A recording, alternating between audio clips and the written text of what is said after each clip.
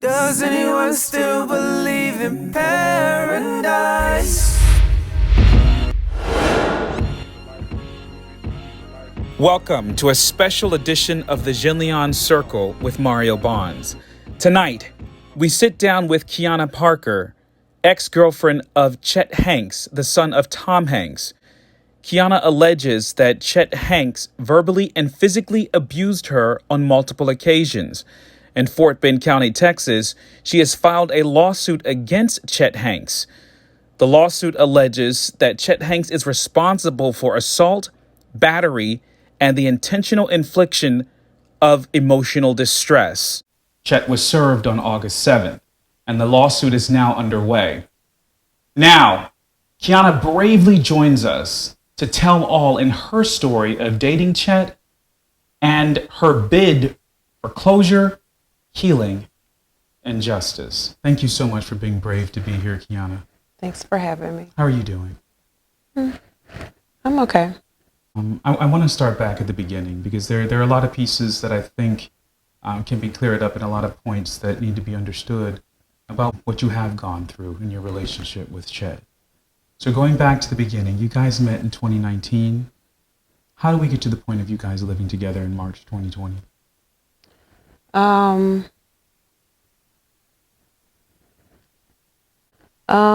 Well, the start of our relationship, we were just friends at first, and he wanted to take it to the next level, and we did right before COVID.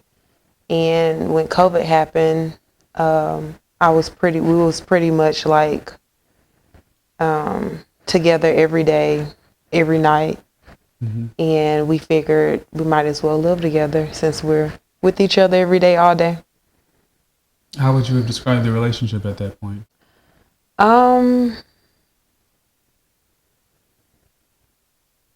Well, I thought it was going good, but I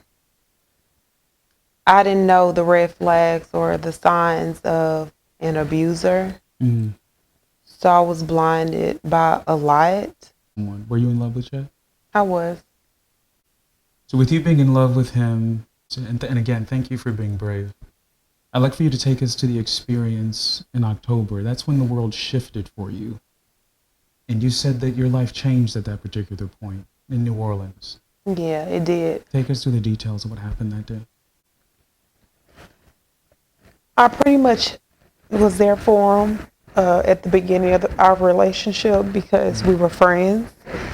And I was his number one supporter, fan, pretty much best friend, everything.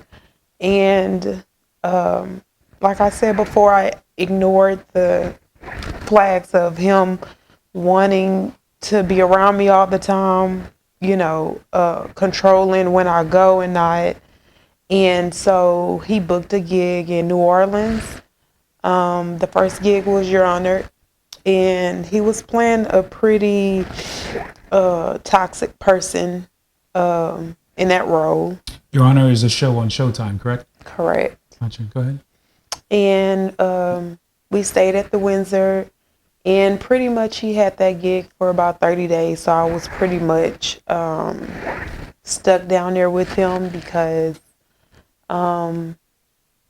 he didn't want me to go. And when I did try to go, he would, threaten his life or threaten to do something. So I would stay. And he just showed me who he really was during the stay in New Orleans with his behavior, how he treated me, and physically abuse and mental. So specifically, what do you think set him off into what you call a rage that day in New Orleans? Whereas, again, New Orleans is identified as the first instance where the abuse went to the next level. What set him off? Really just not having control of me that night. My cousin came down to celebrate her birthday, and uh, we were hungry, and I told her that I would take her out to eat, and I told him I was going, and he pretty much was like, he wanted us to stay in, well, me really stay in and order Postmates, and I told him I wasn't doing that tonight. I wanted to go out. It was my cousin last night in New Orleans, and I wanted to hit the city. Yeah. And he had a whole attitude in the hotel room, and I thought he wasn't going to go, but I guess he really didn't want me to go or by myself. So he put his clothes on and said he was going to. Mm. And so once we got outside the hotel, we wasn't moving fast enough for him, and he had an episode outside and start pulling and yanking my arm to tell me to come in, and I yanked my arm away from him, and I pretty much told him I was going and I'll see him later. And he went back into the hotel room, and I honestly thought it was over, as in like the argument wasn't no argument, you know, he just decided not to go. But when I got back to the hotel room, I felt the energy, and I could tell he was still in the same space before I left. So I pretty much just put my AirPods on, took my shower, did my meditation, and laid in the bed, and that pretty much upset him. And he just started, you know, pushing at my shoulder to get my attention because I had my AirPods in, and it just went left after that. Pushed me off the bed, started throwing things. That's when he called me a ghetto black bitch. And pretty much after that, I checked out because I just didn't understand. He and everybody know I'm not a ghetto bitch, you know, like from my childhood, you know, I'm not that one. But when he said black, that just in the context of an interracial relationship. Right. So I was confused. Like, why would you say that, you know? And I tried to get out the hotel room, and he claimed that I had his cell phone, but he had already destroyed the room to where I lost my AirPods, I lost my phone, he lost his phone within the room. And he pretty much didn't want me to leave the room, so he kept me in the room by pulling on me, throwing me across the room, so I wouldn't leave. And I finally, and my phone was, he broke my phone. I had to get it fixed. And I ended up getting out the door. I was in my silk pajamas, socks. He was in his boxers, nothing else on. And I ran out the door, and he chased me and grabbed my arm. And once the door closed, he realized that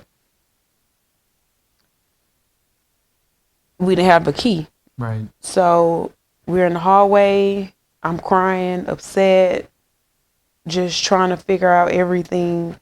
And he picks up the hallway phone and called to the front desk and pretty much was like, we got locked out the room because we were going. You guys are at a 5-star hotel at this point. Yes. And you have you know 2 individuals in the hallway. I mean, what feasible story did you guys provide, especially with both of you guys? You guys are in peculiar states of dress, right? What did you provide the desk? I pretty much didn't say anything. I was still worked up crying. So he called the front desk and told them we were going to get ice.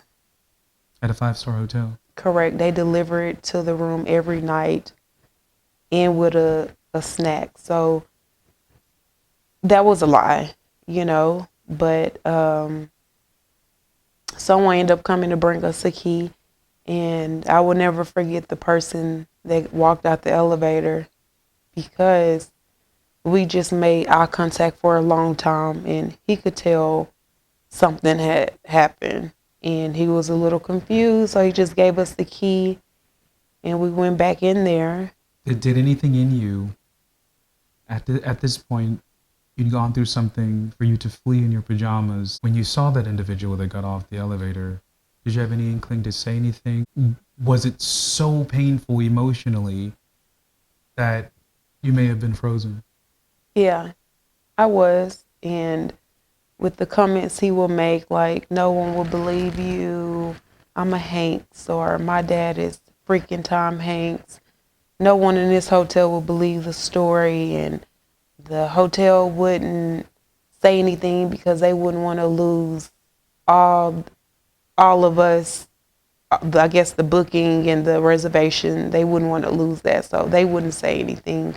And he pretty much just held that over my head, so I was just like, Was at that point, because you've done a brave thing by stepping forward and also being able to file to get closure for yourself, but at this period, again, we're in New Orleans in October 2020. At this particular point, did anything in you want to say anything, or were you afraid of reprisal from him? Or at this point, are you still arrested by the fact that you're in love with him? Take us to your headspace. Pretty much, yeah. Wasn't in love with him at that time. And, our relationships have issues and it's not perfect. So, of course. I was just thinking about everything. We just signed a lease for a house in Houston. We had so many plans. It was just like, I was just confused and I just didn't know what to do. Then I was scared to say something. No one would listen or care. Just a lot of mixed emotions, really. And I usually tell my mom everything, or at least one of my close friends, and I didn't even share this, because I was embarrassed and didn't want them to look at him crazy, and just pretty much protecting him still. Right. Now, Kiana alleges that Chet's behavior increased and became more threatening and violent towards the end of 2020 in December, where he threatened to execute a murder-suicide. I want to go to that experience because that is a scary thing, right? To be with someone and they might use tactics like harming themselves or harming you to sort of keep you or to keep control. The moment that he started saying that he would kill you or kill himself, what goes through your head at that point? Just, how could you, someone that supported you on any and everything, even through the sour times with your mom, his mom and dad, everything, walked them through co-parenting with his daughter, just everything, just like a parent would do, like I was playing many roles with him. Did you believe that he would kill you?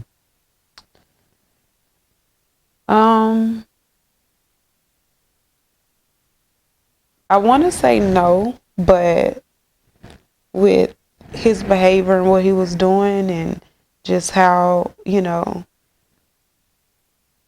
I was scared. I just didn't know what to expect. Everything was new. I never in my life dealt with an abusive relationship or anything, so I just didn't know if it was real or not, or he was just saying that to get my attention, or he'll really do it. A lot of time people stay because of what they hope the relationship would be as opposed to what it actually is. Anyone who judges is off, right? If they don't understand that dynamic of it. The night that he did threaten a murder-suicide, your twins were in the house. They was in the house. And it pretty much started, I had company that night too. And he always would like stay in the room, really. And one of my friends was there, and Chet walks in the living room and put his hand out and was like, "Come here." And he'll take me. I'll get up, confused, like, "Lord, what just happened?" And I'll walk in the room with him, and he sit me down, and he'll just tell me all these thoughts and visions you know, he would have in his head about killing himself or ending his life or ending my life, or just he didn't see the purpose of being on earth. And that night he pulled me to the room and told me that. And then that's the first time a light just came up, and I'm like, I have this guy is really sick, like he's fighting demons. And I was once told you can't fight anyone else's demons. That's something Absolutely. they have to fight. And but in some ways you did still try to fight these demons, right? I did. You I did. You left, you took your twins to your mom's house, but then you came back to the house. Tell us what you did when you came back to the house. I hid his gun because he kept saying like he'll shoot his brains out. So I hid the gun and told my mom what was going on, and just told her I need her to hold my daughters down until I figured this out, because I just knew something in my heart and soul just wasn't right with him. And Right. I didn't want nothing to happen to my babies. So at this point, first of all, that is a heroic thing to go back and to hide the gun, while a huge part of you is screaming, "This guy's a lunatic. I got to get away." Mm-hmm. That piece of you that went back and hid the gun, you were doing that so he would not harm you, or in hopes that he would not harm himself, or did you even think that far? It's just get the gun out of the way. I didn't want him to harm anyone, even himself, like I didn't want anything to happen to him, nor me, nor my kids. But with his headspace just wasn't right. It wasn't.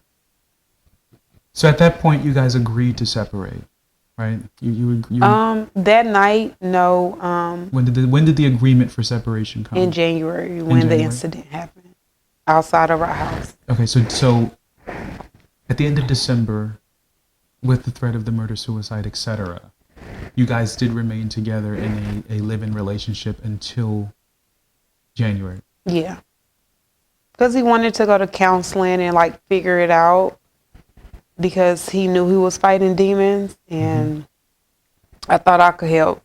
I honestly did. How I was raised, and I'm from Houston. Support and love get us through a lot, my family. So I thought me overdoing it, as in like giving him the most support, the most love, would heal. The idea But that it love didn't. conquers all. It didn't, because when a person don't know how, never been loved, or they don't know how to receive it or give it out, really. Well, that's interesting, because some of the text messages that Chet sent to you, he contends that pretty much that there are parts of his father that he hates, right? That his father was a puppet for his mother, that his father sort of succumbed to everything that his mother is, and he didn't want to be that part of his father. And you having to step out of yourself in this situation, because that's a lot of what you did you put yourself aside for as long as you were able to deal with what he had going on. Do you think that he became abusive because of his quest to not be like his father, as he alleges his father was? For sure. No questions asked. Like, for sure, he would bring up his parents every day. Or if something will happen, he would tell me, I can't be like my dad, and I have to wear the pants, and he would just overdo it. He blamed a lot from his parents in upbringing. Yeah, and I like the step further back, you now are on the other side and you bravely recognize that there were red flags and signs. But before it got physical, when you sit here today with me, what were those red flags that you admit you missed during the days prior to his first incident? Where are you? If you don't get back here, let me know what's going on, or else. Had he said anything that was a verbal put down prior to, or was it just, hey, we're going to get through COVID together? Very possessive. He has his personality is, he's very, to anything. It could be relationship, friendship, drugs, it can be anything. Once he starts something, a relationship, whatever, it's like he's obsessed or like he's addictive, and he becomes possessive, like, where are you? What are you doing? If I don't answer, what are you doing? You must be doing this. Get back here. I want to do this. It would just be like every day. Like I drove like 2 hours one time to get my hair done in LA, and he's not a person that he's not patient at all.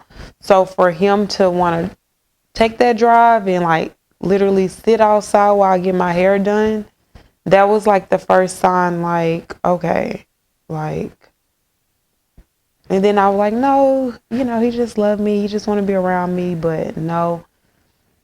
At first, possessiveness feels good. It really feels good. They really want me. They really care about me. I'm their everything. There's nothing that you got wrong or missed in that situation. But now it's great that it's been an education for you. Do you believe that he will still harm you? Honestly, I wouldn't put nothing past him. I honestly moved back to LA with my daughters and I stay out the way. Like it's still hard to go to like the places that me and him will go to. Yeah. Because I just don't want to run into him. Yeah. Because it's like the unknown, the unknown, not knowing, what he'll do or if he's on anything and will react or just anything. Like even when I see like a similar truck, my nerves just like, oh my gosh. So I'm still healing and just trying to get over it. I understand. By January 8th, Kiana and Chet's relationship was over. They both agreed to separate. But that day came a very painful crescendo. Let's talk about that day. Specifically, you came to the house with movers. You're going to get your things. Somehow an altercation ensues. And of course, as you know, there is a viral video that went everywhere because of it. But what didn't we see? What's the real context behind it all, if there was something missed? Chet is a different person when the camera is rolling. He's Chet Hanks. I was in a relationship with Chester Hanks, and it's a big difference.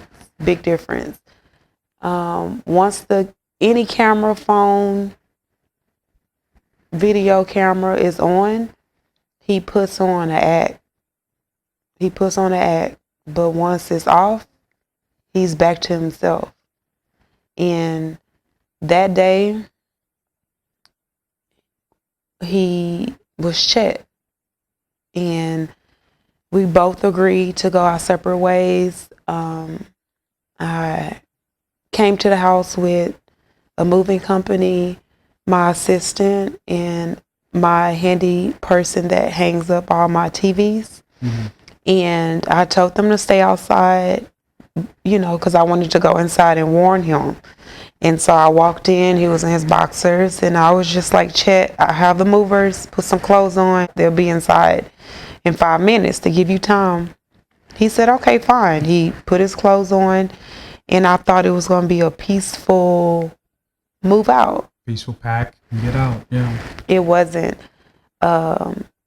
He was trying to ask me all type of questions, and I was just in the mind state of just get your stuff and go. What were those questions? We just need to talk you're going to talk to me right now. So they were demands. Yeah. And I would like pretty much he'll walk fast in front of me so I couldn't walk. I'll turn around. He's right there just harassing me the whole entire move in front of everybody. It was so embarrassed because I never shared anything with my assistant or anybody that was there. So it was just like, I was just embarrassed. And so I would just tell him, Chet, we'll talk later. Just let me move my stuff. He trailed me. I went to the kitchen to start packing everything that was out. And he would start to get aggressive because I wouldn't answer him. I wouldn't do anything he said. So the monster came out. And he put his hand close to a knife, on top of the knife. And it just happened so fast. He came towards me. And by this time I had a pot in my hand because I was putting it in the box. And I had it out like this so he wouldn't come in my reach. And his head ran into the pot. And as soon as it hit it, he started bleeding. And he saw the blood and he looked and he just made that his opportunity to pick up his phone and do that video after he did all of that to me in the house before. So as soon as the phone came on recording, he got into his act. He's an actor. He got into his act as Chet Hanks and made all type of false claims about me. And is this why in the video you're screaming, you pushed me, you pushed me, you pushed me? Yes, because he was harassing, he pushed me, all of that. Like before my thing is, why you didn't record everything? You know, if I'm this bad person, I did that. And you would have had the camera on me 24/7. But no, you saw the blood and you just used that as your opportunity to say that I allegedly stabbed you. Right. And we all are smart and we know any person that gets stabbed will have to get stitches and will have to go to the doctor. Absolutely. And at the end, that experience yielded him having a protective order placed against him. So after that moment, even with the video, things got worse. It did. Explain that to us. I got away from him in the house and I ran out the front door and I had my phone in my pocket, and I know he don't like to be recorded, especially when he's like doing something embarrassed or clowning. So I pulled my phone out and the flash came on and I'm like, Chet, I'm recording you. Like, leave me alone. And as soon as he saw that light, a monster came out. I mean, I'm running backwards outside the door trying to record him, and we're on like a main street, so cars were going, and I'm like running, and he chased me, grabbed me, pulling me, yanked me, pushed me off the curb, banged my head against the concrete. And he was trying to get my phone out of my hand because I had footage of him of how he was acting in that house. And so he did everything in his power to hurt me, to get that phone from me and destroy my phone to where nothing could come out about him. And so did he succeed in doing that? He did. Once he had me on the ground, and I mean, my arm just going in and out of the socket, in and out, like over 50 times. I'm like, you know what, forget it. Like, I'm hurting. So I just let go of my phone, and he took off running down the street and found sewage and just started banging and banging and banging, screaming, you know, just a monster. And this how I knew he knew what he was doing that day, because once he was banging it, he looked up at the phone, and I guess it's a board by the camera to where if it's bend your phone, you can't get no information. Yeah. I didn't know that, but he would look at it. Oh, it's not bend enough, and like bend it. Like he did what he knew what he was doing, and so he took my phone and you know, I turned it into phone company, the DA, and they said it was too damaged to get anything. So, So, at the point he runs away with the phone, are you still on the ground at this point? I finally got up, and everybody's outside, and but before he grabbed my phone, I remember seeing a guy, and he jumped out, and I was just screaming like, help me, and the guy called the police and was telling Chet, you know, you're going to jail, like we saw you, you know, like everybody outside saw what he did to me, and he fled the scene before the police got there. And I just feel you don't run for nothing. You know, if you did it, you did it. And if you didn't do anything, why did you run? Why did you fled the scene? You know, why did you drive your truck from Texas to LA that same day to get away? I shipped his truck down to Houston. I did. I met the person at the place. I put the truck on. Like, so for you to drive back and get away, it's like, it's questionable. And to not wait till the police got there, if I stab you, if anybody hurt me or do anything that they're not supposed to do, you wait. Yeah, and there'd be some medical consideration behind it all. And police was coming, ambulance came, everybody came. So I just didn't understand. So you're in the pursuit of what you say is closure, healing, and justice. Let's start here. What would closure look like for you? Justice. Knowing that he get a consequence for his action, and knowing that he can't be around out here doing it to anyone else, you know, and to just really just get my mental back to what it was. And I'm a mother of twins, so that's number one on the plate, to get back fully to who you are as a mother. To who I am, because they are looking at it. And they're school age, so the embarrassment of them seeing me all over the web was an experience, you know, Absolutely. When it didn't have to, because my attorneys did reach out to his attorney himself and his mom and dad, so it wouldn't be in the blogs, but Chet decided to release that video and to change the story up. I'm thinking to get clout from it for his white boy summer that he's doing, I'm assuming.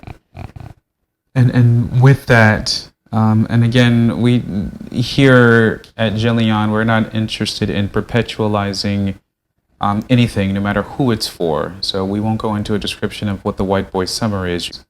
The response that he's gotten for himself, how does that make you feel? For those that say, you know, men suffer domestic violence too, when he tries to do what's classic, make himself the victim. And then conversely, he levied a $20,000 lawsuit claiming that you stole upwards of $20,000, a combination of both cash and property. So first, to the supporters of him and hearing that, how does that affect you? I'm just really disgusted by it. It hurts. because it was genuine. You know, like, we met at a taco truck. I didn't even know who his dad was. I didn't know who Chet was, you know, until like 4 or 5 months. So like, it was real genuine. And so what is he talking about when he says that the $20,000 combination of cash and property? Okay, well, his parents cut him off, and he had 30 days to move out of his place with his roommate because the lease was up. Mm-hmm. He ended up getting a studio Airbnb. I mean, so small to where there's no kitchen, no stove. It was just like a room. And he was paying over $4,000 for it.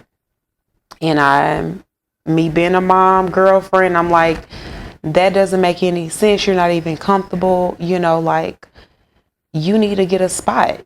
Like, this is not what's up. And he don't know how to do anything, you know, like, to find an apartment, water, gas, lights in the home or an apartment. He had no idea because he has other people. He's very privileged child of a man that's worth $500 million. Right, yeah. Very privileged. So I guess they handle all his things. But to me, everybody, privileged or not, need to know how to live in this world, because you never know what could happen. Wealth can be gone tomorrow. It could be gone. So I end up I already had my house where my daughters lived. So I didn't need another place.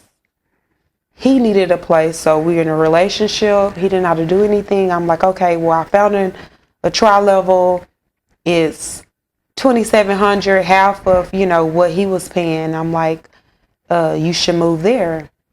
He was aboard, yes. I mean, Zelle me the application, the deposit. It was his place, you know. So, but I signed a lease for him, like anybody else would do, help their partner in a time of need.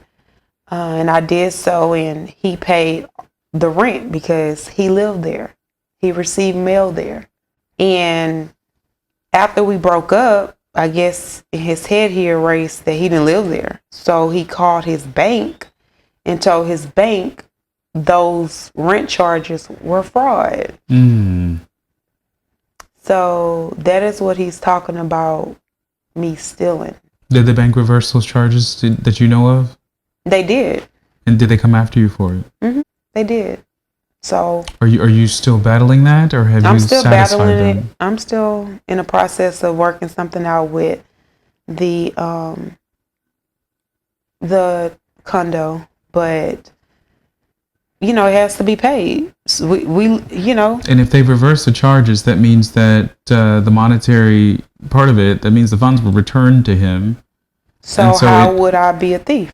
Exactly, and it lends the question to you levying a $20,000 lawsuit that essentially is based on something that's already been recovered. That's tough. The bank reversed the charges. Correct. I called the bank, I called the apartment complex, and they were just like, this is new for, you know, we never had no one to do this, but they approved it because my account was never in negative. My online tenant was never in negative until he charged all of those rent payments before we moved to Houston. Those charges was before we moved to Houston and got a house out there. And behind that, he calls your story the product of a bitter ex. Right. That hurts, I know. It does. And on your road to healing is a journey.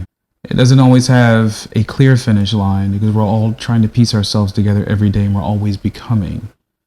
So on your road to healing, what has it encompassed for you so far? What are you doing to get to a better sense of healing for Kiana? First, I had to get my relationship all the way with God. I do therapy once a week, sometimes two, Awesome. depending on if something hit the blogs or, and just spending time with my kids. They're bringing me out of, a lot. And the coping skills that you have to lean on. That's something that you are learning through therapy. Coping skills. Have you found anything to be therapeutic?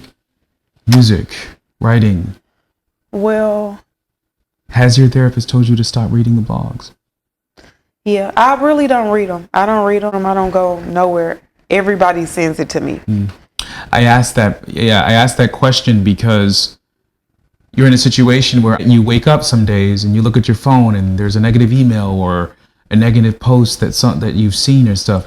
How do you normally get that stuff, and how do you consume it? And most importantly, what are people saying? You've gotten death threats? They told me what school my kids went to. Like threatened me, threatened my family, talked bad, about me, all because of this. And these are supporters of Chet sending you these sorts of things. I would think, yeah. It's all because of him. Chet was served with legal papers by a processor on August 7th in the Bottled Blonde Club in Houston, Texas. Kiana was able to find out where he was by looking at videos he posted on Instagram.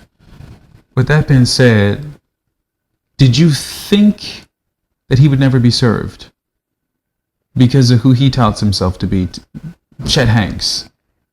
Timing is everything, and I knew he would because I know the God I serve, and I know he don't play about his children, and I'm one of them. So it was just me being patient and just really focusing on my healing, because me being the best mom is number one on my plate. So I would just, ignore it, and I just knew in due time it would happen. So how long had you been watching the Instagram post? Did it just happen to be on August 7th? Incidentally, you were looking at the post. Did you assume that he would do something that would expose himself, his location, so easily? For sure, I knew that, and my team is who found out, where he was and everything, because I don't honestly like going to his page. I don't really care what he has going on, because I know he's still fighting them demons, and I don't want to be a part of it mentally, physically, spiritually, nothing. So my team is who located him and pursue to serve him. You said this has been lingering for far too long. I will continue to seek closure, healing, and justice. What do you want people to know the most? You've been called out your name terribly. You've been called a bitter ex. You're up against the son of a Hollywood dynasty, so to speak. What do you want people to know? That justice will be served, and what happens in the dark always come to the light. It don't matter who you are. It don't matter how much money you have. It doesn't matter. Your faith is strong for you, Kiana. You've also been reported as saying that your life matters, so you spoke up, which was a very brave thing to do, because a lot of women stay in these sorts of toxic situations for years before being able to get out. So saying that your life matters, so you spoke up. In your experience with Chet, was there ever a moment where he successfully made you feel so low where you thought your life didn't matter? January 8th. Wow. That was a life-changing. And when he said things like, "I'm a Hanks," no one would believe you. Did you believe the power of the word Hanks? No, because my last name is Parker. So that still to this day don't put no fear in me, because I am Kiana Parker, and my name carry weight as well. So Now, a lot of things that come to mind for people when they hear the amount of the lawsuit based on what you've gone through. And I guess this goes to the whole statement of, well, he's a Hanks. But the question comes back immediately. Why only 1 million? Well, honestly, in the court's paper, it's boxes to where it's like maybe 10 to 50, 100 to 500K, a mil and more. A mil and more was checked. I see. So at this moment, I'm not sure why everyone picked that and ran with it, but no one really knows how much and what. I think that's important take, and a very important take on that is obviously that this is a administrative selection on paperwork. It could be more. Right. I think that's very important. Now, with that being said, obviously this could be a lengthy experience for you. Your seatbelt is buckled. Are you experiencing any degree of anxiety with having to go up against the Hanks? I just want to know where your head is in that. Obviously, you just said something very powerful, that my name is Parker too, and you have your faith and what have you. Is that sustaining you and you don't even think about what some would call a giant that you're up against? I don't call it a giant, call it a coward. That's powerful. I think you are definitely helping a lot of women who are going through the exact same thing. So Kiana, if you could speak directly to Chet, he was in front of you. You've indicated that you think that a lot of what he did is an expression of cowardice. But it's been a while since January. What would you say to him? Get help. Get help. Your daughter needs you more than anybody. She may be too young to see what's going on, but she's seeing everything you do. So get help and get back clean. Did you ever see him do drugs? Yeah. And you saw him drink heavily? Yeah. Do you think that some of the rage and the degree to violence that he would resort to, do you think any of it was drug and alcohol No. fueled? It was him. I think it has a little part in when he drinks or partake in any drugs, he feel bold. But it was him. It's him. When I feel like I'm not respected as a man, it strikes a nerve with me because it makes me feel like I'm allowing the same thing that happened to me, that happened to my dad. Your response to that is practically, so does that mean you just get to push up on me? Did he ever give you an answer for anything like that? No, because when I will break it down to him how a relationship really goes and what he shouldn't be doing, he would agree, apologize, and say he'll do better. Wow. Well, I think you're doing the appropriate thing in making sure that you're in therapy, making sure that you maintain faith and that you have coping skills. And it is a journey. I'm inspired by your strength. I'm inspired by the words you've used. You said you don't call it a giant. You know, it doesn't matter how much money they have. It's still cowardice what he has done, and you're going to stay the course for that closure and that healing and justice that you need. Kiana, you're powerful. So with that, I want to give you the last words to speak to women out there right now that might be going through the same thing or might be in the stages that they're missing the red flags of possessiveness. They're missing the red flags of the impending violence or the talk. Talk to any woman out there that's going through that. Stand up, and if it's a hard time, pray. Pray. Because that's how I'm getting out of it. You know, just stay prayed up, you know, and don't accept anything from anybody. no matter what tier they are in their life. You know, stand your ground and speak up, because right is right and wrong is wrong. And again, whatever happens in the dark comes to light. Please know that abuse is never okay. If you or someone you know is currently experiencing abuse of any kind, please call the domestic abuse hotline at 800-273-8255, where someone is standing by to help you and get connected with resources. I want to thank you again for joining us for this special edition of the Jenleeion Circle.